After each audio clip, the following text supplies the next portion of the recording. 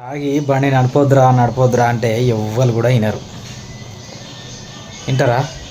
తాగినాక నేను కరెక్ట్గానే పోతా, సరిగ్గా నడుపుతా, తాగితే నా మైండ్ పర్ఫెక్ట్గా పనిచేస్తుంది అని చెప్తారు. కానీ ఒకసారి ఆలోచించుర్రి, తాగిన తర్వాత మైండ్ పర్ఫెక్ట్గా పనిచేసుడు కాదు, ఒక జ్యూస్ వస్తుంది నరాలల్లా. ఆ జ్యూస్ తోటి ఏం చేస్తామంటే ఎదుటి వాళ్ళను లెక్క చేయకుండా మనం బండి నడుపుతాం. నడపడం మూలాన మనము మంచిగా పోతున్నామని అనుకుంటాం, కానీ ఎదుటోడు మనల్ని గమనించి మన నుంచి తప్పించుకొని పోవడం వల్ల మనం బచాయించి ఇంటికి చేరుకుంటాం. అయితే ఈ వీడియో చూడుర్రి. ఇరుగా తాగిండు, వచ్చిండు, దారి తెలియక వాన పడుతుంది. ఆ వానల ఒక కాలనీ అనుకొని ఒక కాలనీకి వచ్చిండు. అసలు అటు రోడే లేదు అటు సైడ్. ఆ వాన పడుతుంటే చక్కగా పోయిండు, ఆడ పడిపోయిండు.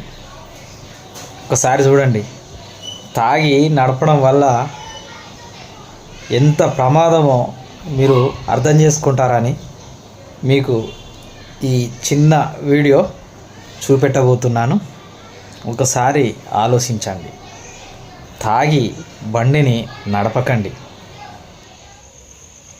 ఏడుంటావు గీడ? ఏడుంటావు? బోడుప్పల్ ఎక్కడ? అది ఏ కాలనీ? రావేంద్ర కాలనీ. మరి గిట్ ఎందుకు వచ్చినావు? Devendra Nagar colony Ravendra colony? మరి ఫోన్ చేయి, వేరే మీ వాళ్ళ గన్లకు ఫోన్ నంబర్ దుతావు చెయ్యి. మరి గీడికొచ్చి ఇలా పడితే ఉంటారు, అప్పోతారు నాయన. అది పోతానంటే ఇక్కడ మనుషులు ఉంటే ఎట్లా గుద్దుతావు? అట్లనే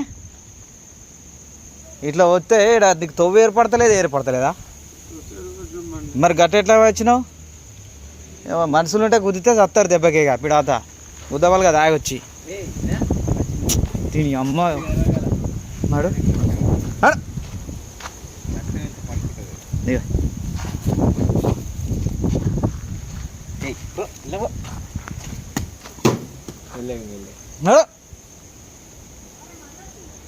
ఏం చేసినావు నువ్వు? పట్టుకపోయి మరి ఎట్ట వచ్చింది?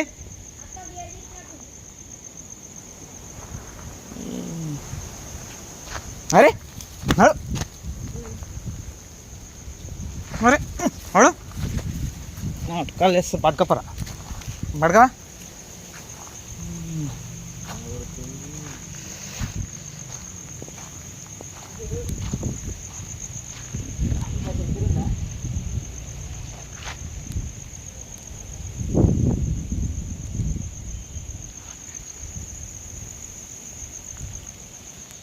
స్టార్ట్